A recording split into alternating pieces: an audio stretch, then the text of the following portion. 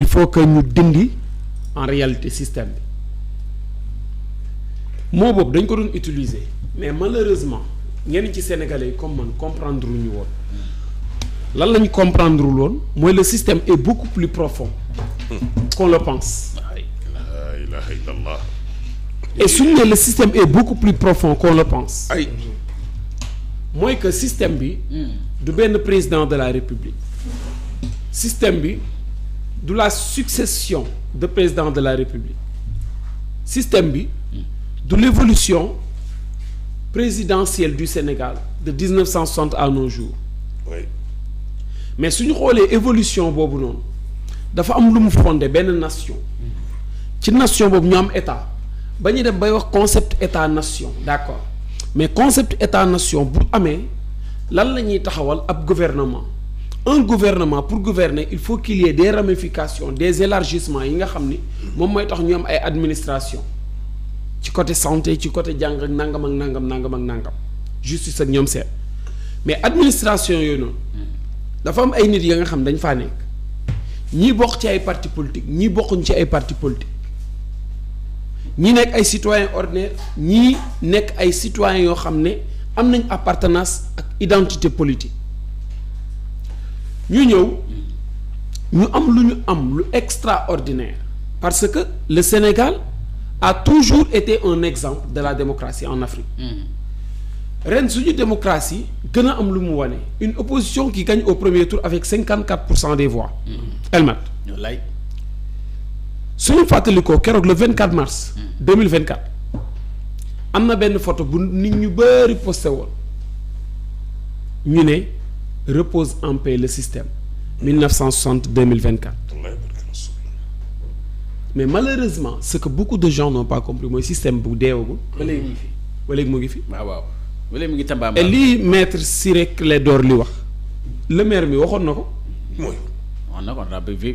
waxoon na ko waxaat ko ba veille bi keroog wax na ko. te git waxoon na ko de.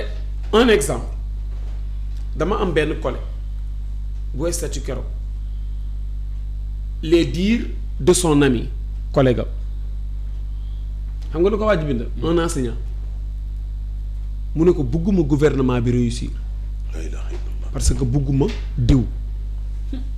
doy na waar. est-ce que patriotisme la est-ce que bëgg si réew la. léegi te kooku noonu mu ngi liggéeyal état fonctionnaire u état la vous imaginez xam nga xam Elmad yaa ngi dégg fi may wax déglu bu baax a baax. buggul ñu réussir parce que buggul diw. allahu akbar. tey. rëy na. Combien de gens sont comme celui-là bëri nañ ñaata nit ñoo xam ne ñu ngi ci administration sénégalaise qui sont des fonctionnaires de l'État ne la duñu liggéey wala ne la bëgguñu mu dem ndax bëgguñu kii wala bëgguñu gouvernement est-ce que nañu waroon liggéeyee avec patriotisme est-ce que danañ ko liggéey y aura problème. Le premier ministre génnoon na fi wax l'administration ñu ne administration bi liggéeyuñu le premier ministre génnaat na fi wax justice bi ñu ne justice bi am na yoo xam ne ñu ngi koy benn mais la réalité en est que peut-être il est mal placé pour wax yenn yi mais la réalité en est que y a des gens qui sont au niveau de ces secteurs-là ci administration ci justice beeg yeneen secteurs et qui ne travaillent pas et ce sont des éléments purs et durs du système. Et quand ils sont des éléments purs et durs du système quand ils sont contre tout élan bi nga xam ne dafay dem di mener à la destruction de ce système ñoom dañuy bañ ba tëdd ci suuf et ils sont des éléments incontournables du système ndax lan ndax dañuy nekk ci ay positions yu stratégiques waaye léegi nan la ñuy def pour defar Sénégal dañuy retourner ci li maître wax dafay am ñoo xam ne fa ñu nekk il faut savoir jëlee leen fa les remplacer par des gens ya nga xam ne au moins même s'ils sont des appartenances politiques même s'ils sont apolitiques même suñu gëmul projet même suñu bëggul Ousmane Sonko ils ont ce que l'on appelle ce patriotisme là damay liggéey parce que c'est un devoir pour man ma servir sama communauté. sa communauté. parce que yow yaa ngi lekk sa xaalis communauté. parce que fonctionnaire u état nga. waaw Elmat politique lan la. politique benn autorité la boo xam ne dañ koy jagleel ka nga xam ne dafay aspirer gouverner. parce que dëkk bu amul gouvernement du dox. dañ naan anarchie mooy am mais au-delà de ça ñaata nit ñoo fi opté ne ay politiciens lañu matuñu 1% de la population. est-ce que ñoo fi ëpp xam-xam. est-ce que ñoo fi ëpp tur est-ce que ñoo fi ëpp daraja. dëgg la waaw mais est-ce que sénégalais yëpp mën nañ ànd benn mënul nekk mais est-ce que c'est pas parce que damaa ànd ak nit ki du ma liggéey. non c'est de la trahison. et tu ne trahis pas seulement le gouvernement. mais tu trahis toute une communauté. nañ delloo ci xel yi. am na yoo xam ne jaru ko. qu'on se dise la vérité. La personne de Ousmane Sonko n'est pas importante. La personne du président de la République n'est pas importante. La personne du président de l'Assemblée nationale n'est pas importante. La personne du ministre de l'Agriculture wala du ministre du Commerce n'est pas important. xam nga lan moo am importance. C'est le Sénégal. Et nous tous nous sommes des Sénégalais.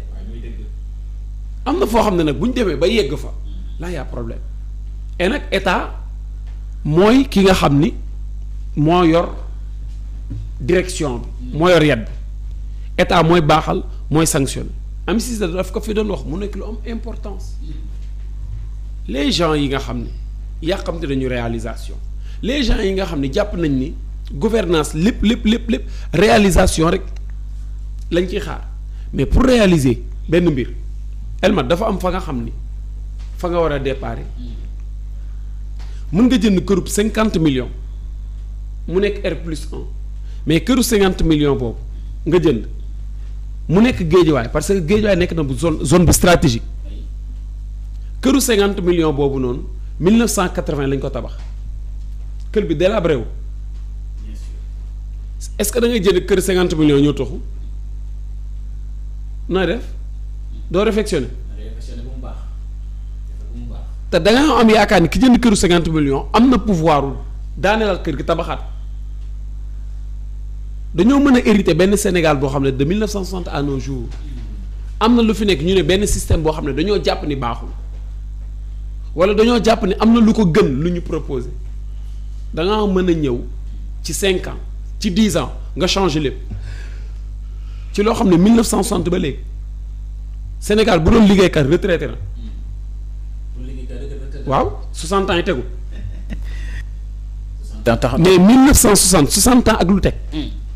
da nga mën a jooyanti loolu noonu ci 5 ans kër gi da nga mën a ñëw rek dëkk mënta ne c'est impossible. mënta ne maintenant 8h28 dañuy delluwaat ba tey ci point bi. El Hadji Ahmed Aïdara bala may jox ma Iba ci mën a xaar làmb ji la mën a wax bala ma lay jox maître Ciré Clédor Ly dafa wax ci société civile bi.